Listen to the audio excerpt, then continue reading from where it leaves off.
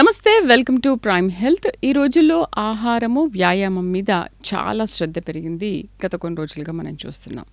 అయితే అసలు ఆహారం తీసుకుంటున్నాం, కానీ ఎవరికి కూడా మనం ఎటువంటి ఆహారం తీసుకుంటున్నాము, ఎటువంటి ఎక్సర్సైజ్ చేస్తున్నాం అనే దాని మీద అవగాహన అనేది చాలా తక్కువ.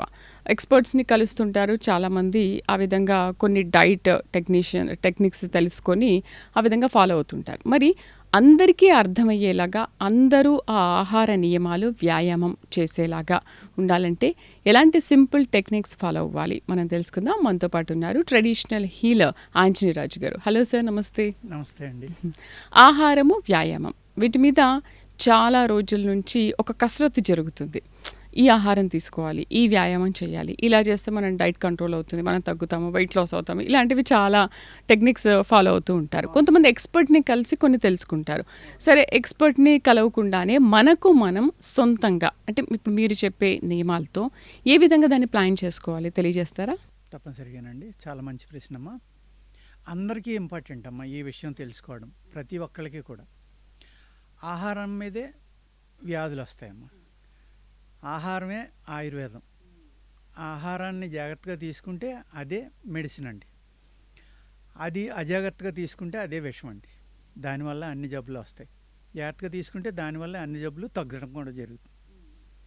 అలాగే ఆహారం అనేది సపోజ్ ఒక దీంట్లో ఈ విటమిన్ ఉంటుంది, దీంట్లో ఇది ఉంటుంది, తీసుకుంటే మంచిది అని చెప్తారమ్మా. అది ఏం చేస్తున్నారంటే అది ఉన్నవాళ్ళు కూడా ఎక్కువ తినేస్తున్నారు. అలా కాకుండా మన శరీర తత్వం ఏంటి, మన ఏజ్ ఏంటి, మనకున్న ప్రాబ్లమ్స్ ఏంటి. ఇప్పుడు రకరకాల ప్రాబ్లమ్స్ ఉంటాయమ్మా. కొంచెం క్రియాటినిన్ అటు ఇటుగా ఉండి కిడ్నీ కొంచెం ఇబ్బందిగా ఉందనుకోండి, వాళ్ళు ఏం చేస్తారంటే D3 B12 మంచిది అన్నారు కదా, లేకపోతే హై ప్రోటీన్ మంచిది అన్నారు కదా అని విపరీతంగా డ్రై ఫ్రూట్స్ ఇవి తినేస్తున్నారు అనుకోండి, అప్పుడు కిడ్నీ ఇబ్బంది పడటానికి ఆస్కారం ఉందండి. అతిగా తిన్నా ప్రాబ్లమే, తినకపోయినా ప్రాబ్లమే. అదే అలాగే. ఎందుకంటే ఇప్పుడు అలాంటి వాళ్ళు వీడియోలు చెప్తామమ్మా మేము, అది తినండి ఇది తినండి, కానీ అది ప్రతి ఒక్కళ్ళు తనకి ఎంతవరకు అవసరం అనేది ఆలోచించుకొని చేయాలి. అలా కాకుండా ఏదో పలానా వీడియోలో పలానా అని చెప్పారు కాబట్టి ఇలా తీసేసుకుందాం, అందరం తినేద్దాం అనుకుంటే అది చాలా ఇబ్బందులు పాలవుతారమ్మా. లివర్ ప్రాబ్లం ఉంది. లివర్ ప్రాబ్లం ఉన్న వాళ్ళకైతే మనకి పూర్వం పసిరికలు అనేవారు కదమ్మా, కామెర్లు, జాండీస్. ఇప్పుడు జాండీస్ అంటున్నాం మనం ఇంగ్లీష్లో. ఆ జాండీస్ వచ్చిన వాళ్ళకి 3 నెలల నుంచి 6 నెలలు పచ్చిం చేయించేవారమ్మా. 3 నెలలు ఉత్తి మజ్జిగ అన్నమైన పెట్టేవారు, ఉత్తి చారు అన్నమైన పెట్టేవారు, ఏది ముట్టుకొని ఇచ్చేవారు కదమ్మా. ఎప్పుడైతే అలా చేశారో లివర్కి రెస్ట్ దొరికి ఎంత భయంకరమైన ప్రాబ్లమ్స్ నుంచి అయినా లివర్ రికవరీ చేసేసుకుంటుంది. కిడ్నీకి రికవరీ కెపాసిటీ చాలా తక్కువ ఉందండి. లివర్కి అద్భుతమైన రికవరీ కెపాసిటీ ఉంది. ఈ లివరు కిడ్నీ వ్యాధులు వస్తే గమ్మును తగ్గవని ఎందుకంటారంటేనండి, ఈ 75% డ్యామేజ్ అయ్యి ఒక 25% పనిచేస్తూ ఉన్నా కూడా ఇవాళ మోడర్న్ సైన్స్లో ఉన్న రీడింగ్స్ ప్రకారం పర్ఫెక్ట్గా వచ్చేస్తాయి అన్నీ. సరే, బాగుందనుకుంటాం మనం. ఆల్రెడీ అది 75% కొంత డ్యామేజ్ అయ్యి ఉంది. అది 80-85కి వచ్చాక రీడింగ్స్ తేడా వస్తాయి. అంటే 80% డ్యామేజ్ అయింది మళ్ళీ రికవరీ అవ్వాలంటే ఎంత జాగ్రత్త తీసుకోవాలో మీరు ఆలోచించండి.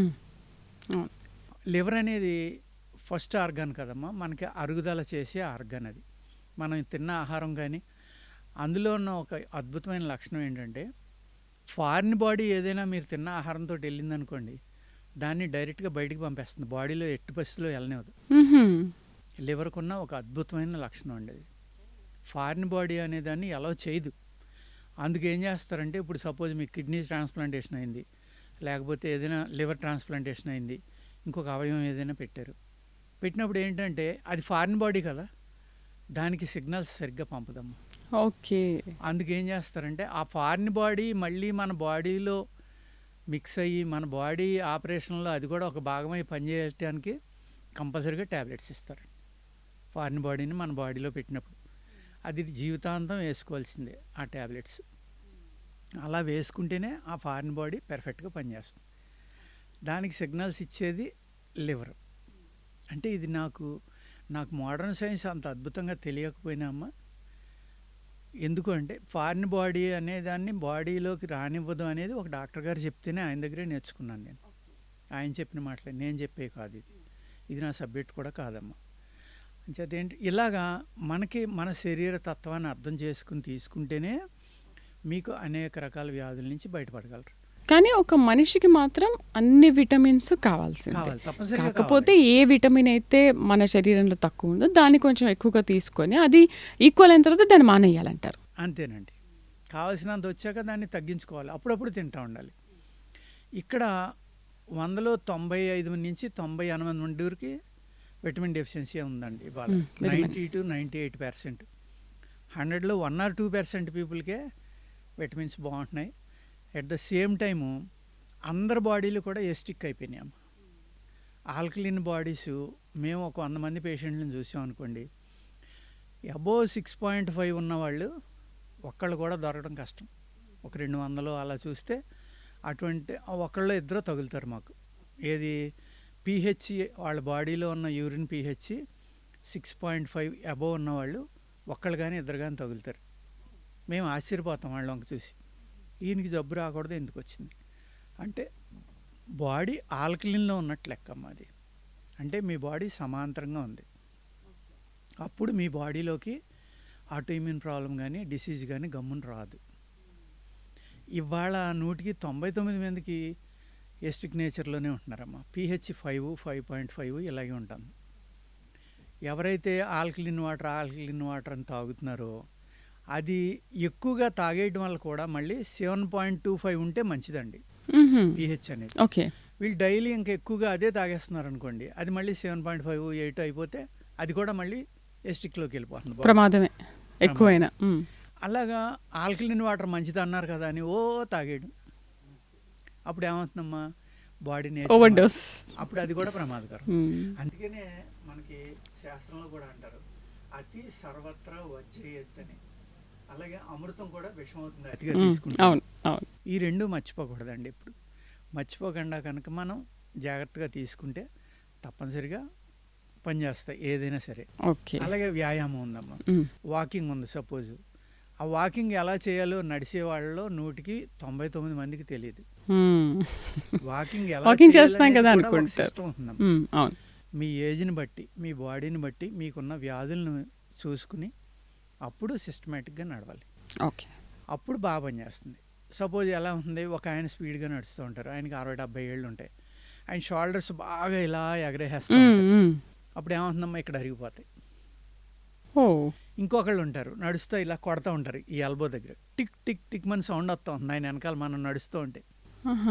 ఇలాగా ప్రతి స్టెప్కి ఇలా కొట్టడం వల్ల ఏమవుతుందమ్మా ఇలా ఇలా అనుకుంటా అట్లా మధ్యలో ఉన్న గమ్ము పాడైపోతుంది. ఓకే, అలాగే కాళ్ళు ఫుల్ స్ట్రైట్ పెట్టి నడుస్తారమ్మా, అప్పుడు నీ క్యాప్ లోపల ఉన్న బోన్స్ లోపల ఉన్న గమ్ము అరిగిపోతుంది.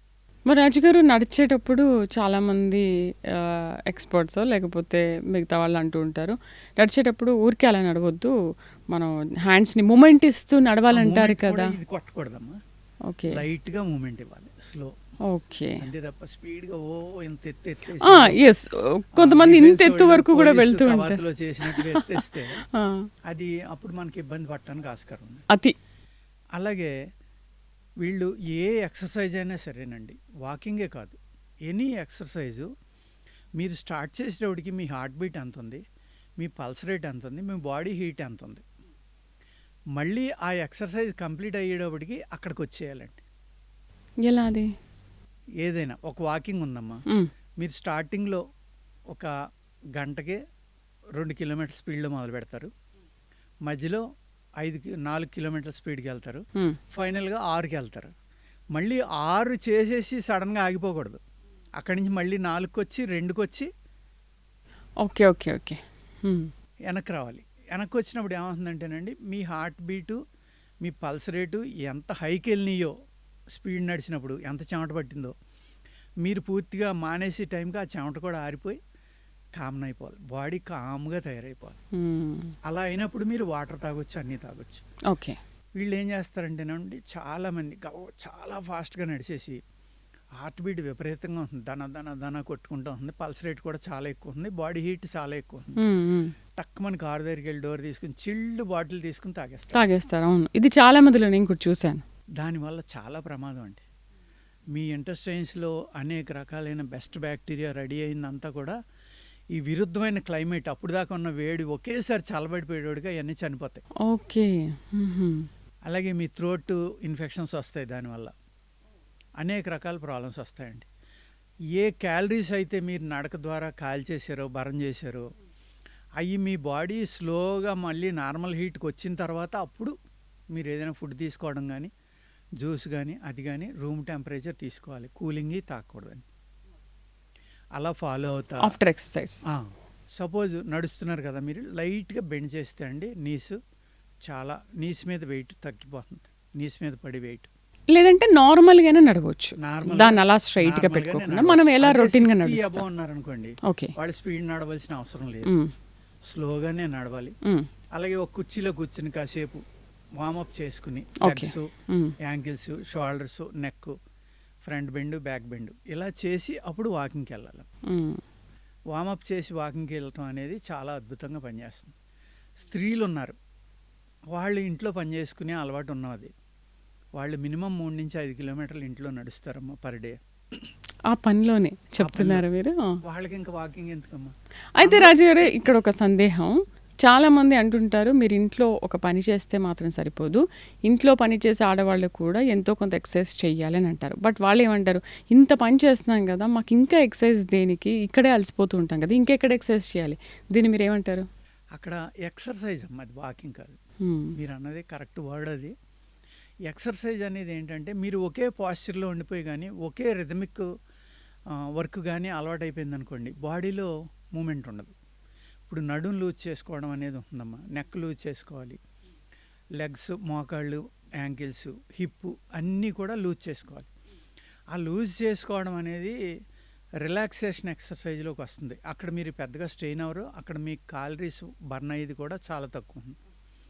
అప్పుడు ఏమవుతుందంటే, సపోజ్ మీరు ఒక సైడ్ టర్నింగ్ చేశారమ్మా, ఇలాగా చేసినప్పుడు నడుం దగ్గర ఎముకలన్నీ పటపటపటమని ఇరుగుతాయి.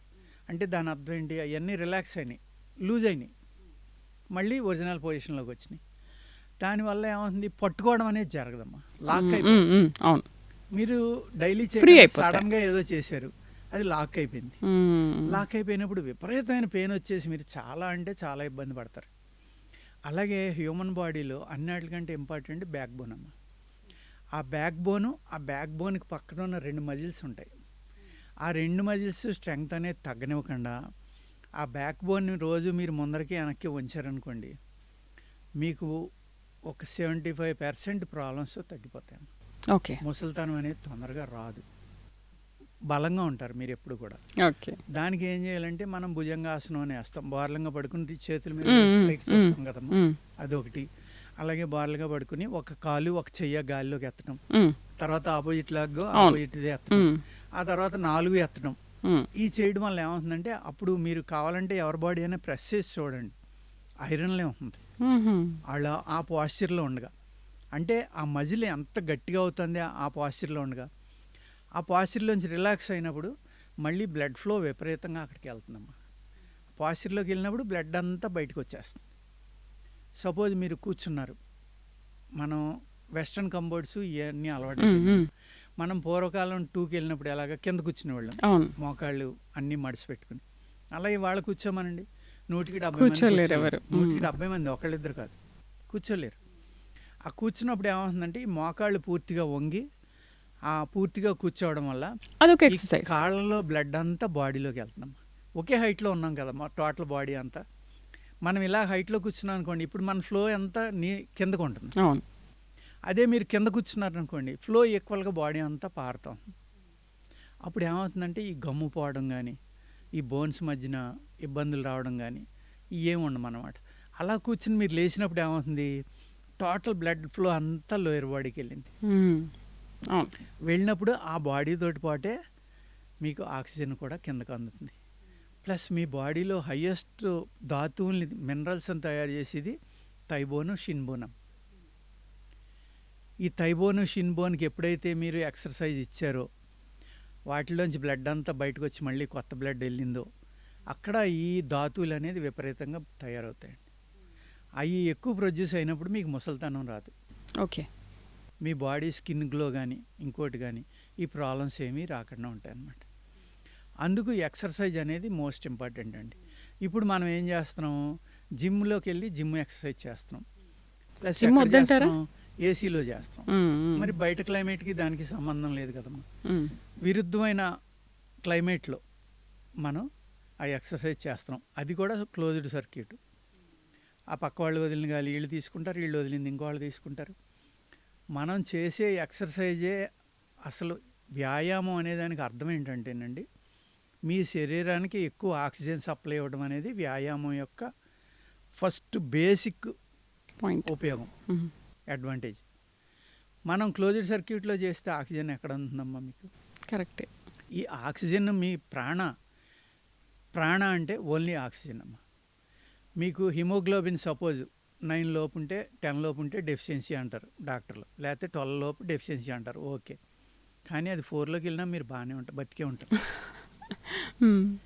ఆక్సిజన్ ఉంది, మీ బ్రెయిన్కి ఆక్సిజన్ 1.5 2.5 ఎంత అవసరం అవుతుంది.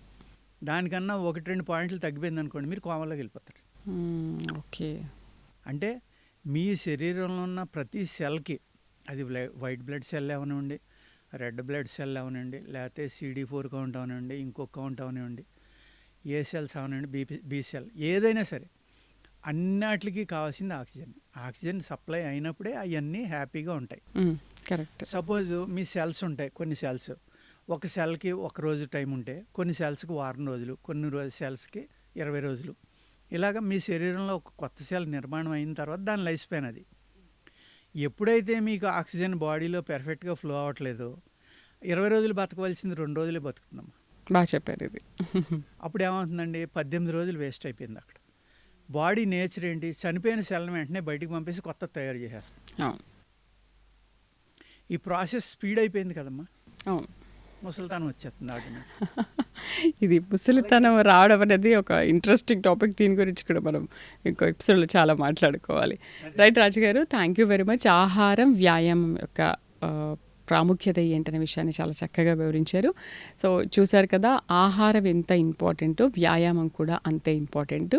ఆహార నియమాలు సరైన పద్ధతిలో పాటిస్తే మనం ముసలితనం రాకుండా ఉంటుంది. వ్యాయామం కూడా ఎక్కువగా ఆక్సిజన్ అందే ప్లేసెస్లో, జిమ్లో చేయొద్దని కాదు, కానీ ప్రాణాయామం అంటుంటారు కదా, ఆ ప్రాణ అనేది మనం ఎక్కువగా ఎక్కడైతే దొరుకుతుందో అక్కడ చేస్తే ఇంకా మంచిది అని చెప్తున్నారు రాజుగారు. థ్యాంక్ యూ వెరీ మచ్ రాజుగారు.